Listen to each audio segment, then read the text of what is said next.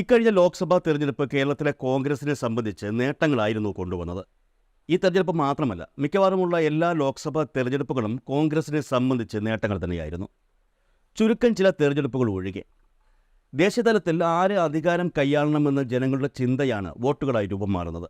കേരളത്തിലെ ഭൂരിപക്ഷം ജനങ്ങളും വലതുപക്ഷ പാർട്ടിയായ BJPക്ക് പ്രതികൂലമായാണ് നിലപാടുകൾ കൈക്കൊള്ളുന്നതെന്ന് ഓരോ ലോക്സഭാ തെരഞ്ഞെടുപ്പും തെളിയിച്ചുകൊണ്ടിരിക്കുകയാണ്. ദേശീയതലത്തിലെ പ്രതിപക്ഷ മുന്നണിയായ ഇന്ത്യ സഖ്യത്തിൽ CPM-ഉം കോൺഗ്രസും ഉൾപ്പെട്ടതോടെ ആരെങ്കിലും ഒരാൾക്ക് പിന്തുണ കൊടുത്താൽ മതി എന്ന് ജനങ്ങൾക്ക് തോന്നലുണ്ടാകുന്നത് സ്വാഭാവികം. അതുകൊണ്ട് തന്നെയാണ് ദേശീയതലത്തിൽ BJP ശക്തമായി നിലനിന്ന 2 ലോക്സഭാ തെരഞ്ഞെടുപ്പുകളിലും കേരളത്തിൽ കോൺഗ്രസിന് സമ്പൂർണ്ണ വിജയമുണ്ടായത്. എന്നാൽ ഇക്കഴിഞ്ഞ ലോക്സഭാ തെരഞ്ഞെടുപ്പിൽ കോൺഗ്രസ് നേതൃത്വം നൽകുന്ന UDF-ന് ഭൂരിപക്ഷ വിജയം ഉണ്ടായെങ്കിലും 2 സീറ്റുകൾ നഷ്ടപ്പെട്ടിരുന്നു. അതിലൊന്നിൽ BJP വിജയിക്കുകയും ചെയ്തു.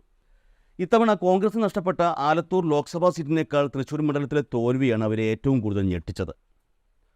കോൺഗ്രസിലെ മുതിർന്ന നേതാവായ K. മുരളീധരനാണ് തൃശ്ശൂരിൽ മത്സരിച്ച് തോൽവി ഏറ്റുവാങ്ങിയത്. യഥാർത്ഥത്തിൽ മുരളീധരൻ മത്സരിക്കേണ്ടിയിരുന്ന തൃശ്ശൂർ ആയിരുന്നില്ല, അത് വടകരയായിരുന്നു.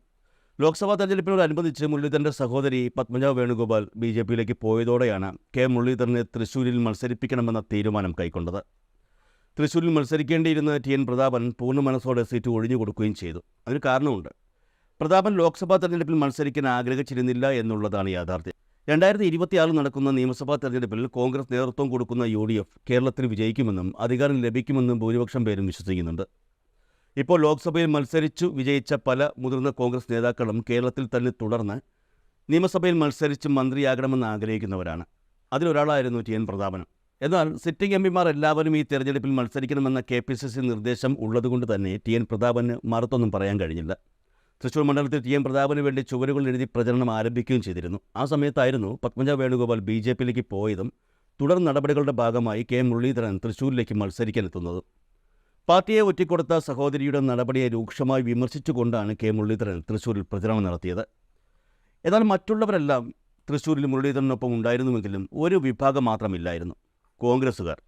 തൃശ്ശൂരിൽ വലിയ തോൽവിയാണ് മുരളീധരൻ ഏറ്റുവാങ്ങിയത്, 3ാം സ്ഥാനം.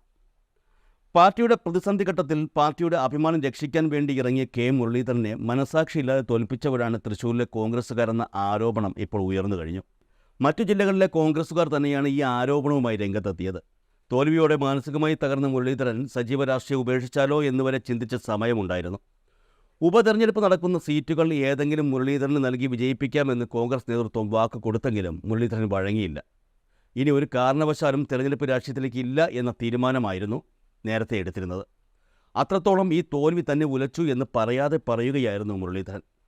അദ്ദേഹത്തെ അനുനയിപ്പിക്കാനുള്ള പല ശ്രമങ്ങളും കോൺഗ്രസ് നടത്തിയെങ്കിലും അതിലൊന്നും വഴങ്ങാതെ ഉറച്ച തീരുമാനത്തോടെ നിൽക്കുകയായിരുന്നു ഇതുവരെ. എന്നാൽ കഴിഞ്ഞ ദിവസം തൻ്റെ തീരുമാനത്തിൽ മാറ്റമുണ്ടായെന്ന സൂചനകളാണ് മുരളീധരനിൽ നിന്നും പുറത്തു വരുന്നത്. തൃശ്ശൂരിൽ തന്നെ കുരുതി കൊടുത്തെന്നും കൂടുതൽ പ്രതികരിക്കാൻ കഴിയില്ലെന്നും വ്യക്തമാക്കി K. മുരളീധരൻ രംഗത്തെത്തുകയായിരുന്നു. തൃശ്ശൂർ ലോക്സഭാ മണ്ഡലത്തിലെ തോൽവിയെക്കുറിച്ച് മാധ്യമങ്ങളോട് പ്രതികരിക്കവെയാണ് അദ്ദേഹം ഇക്കാര്യം പറഞ്ഞത്. തോൽവിയിൽ തനിക്ക് പരാതിയില്ലെന്നും KPCC നിയോഗിച്ച അന്വേഷണ കമ്മീഷൻ റിപ്പോർട്ട് സമർപ്പിക്കട്ടെ എന്നും അദ്ദേഹം പറഞ്ഞു. സംസ്ഥാനത്ത് എല്ലാ മണ്ഡലങ്ങളിലും കോൺഗ്രസ് വിജയിച്ചപ്പോൾ എനിക്ക് തോൽവിക്ക് നിന്ന് കൊടുക്കേണ്ടി വന്നു. പാർട്ടി അച്ചടക്കം മാനിച്ച് വിഷയത്തിൽ കൂടുതൽ പറയാനില്ല. ഒരു കമ്മീഷണർ വിചാരിച്ച തൃശ്ശൂർ പൂരം അട്ടിമറിക്കാൻ കഴിയുമോ? പൂരം കലക്കിയതിന് പിന്നിൽ കേരള സർക്കാരാണ്. പൂരം അലങ്കോലമാക്കിയതിന് പിന്നിൽ ചില അന്തർധാരകൾ നടന്നിട്ടുണ്ട്. അത് തെരഞ്ഞെടുപ്പിൽ BJPക്ക് ഗുണം ചെയ്തു. മണ്ഡലത്തിലെ വോട്ടർ പട്ടികയിൽ പേരു ചേർക്കലടക്കം CPIM അനുഭാവികളായ ഉദ്യോഗസ്ഥരുടെ നേതൃത്വത്തിൽ ക്രമക്കേടുകൾ നടന്നുവെന്ന് മുരളീധരൻ പറഞ്ഞു.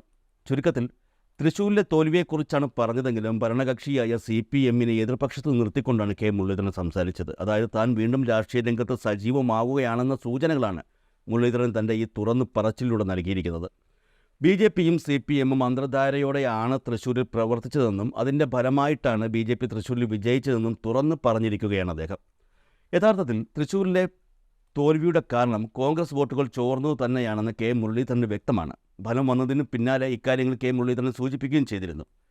അന്ന് താൻ സജീവ രാഷ്ട്രീയം ഉപേക്ഷിക്കാൻ പോവുകയാണെന്നും ഇനി തെരഞ്ഞെടുപ്പുകളിൽ മത്സരിക്കുന്നില്ല എന്നും അദ്ദേഹം തുറന്നു പറയുകയും ചെയ്തു. കോൺഗ്രസ് രാഷ്ട്രീയ രംഗത്തിന് താനില്ല എന്ന മനസ്സോടെയാണ് അന്ന് മുരളീധരൻ കോൺഗ്രസിനെതിരെ തന്നെ സംസാരിച്ചത്.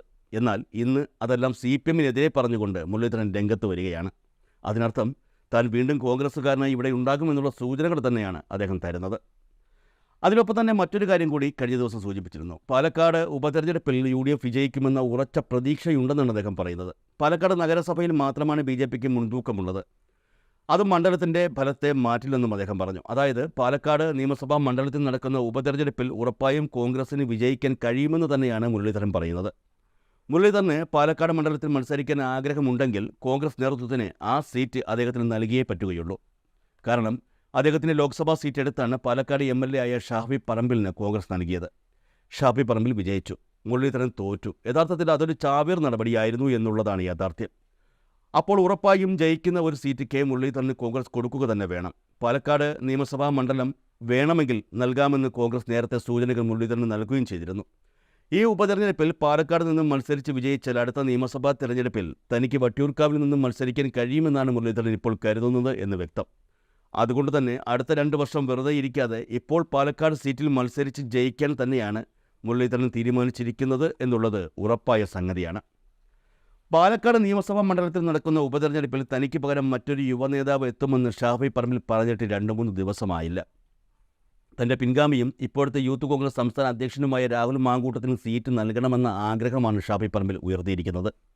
ലോക്സഭാ തെരഞ്ഞെടുപ്പിന് മുൻപ് തന്നെ ഈ ആവശ്യം ഉയർത്തുകയും കോൺഗ്രസ് വാക്കാൽ സമ്മതിക്കുകയും ചെയ്ത കാര്യമാണ്. എന്നാൽ ലോക്സഭാ തെരഞ്ഞെടുപ്പ് കഴിഞ്ഞ് ഫലം വന്നപ്പോൾ കെ മുരളീധരൻ വിഷയം അവിടെ ഉയർന്നു വരികയായിരുന്നു.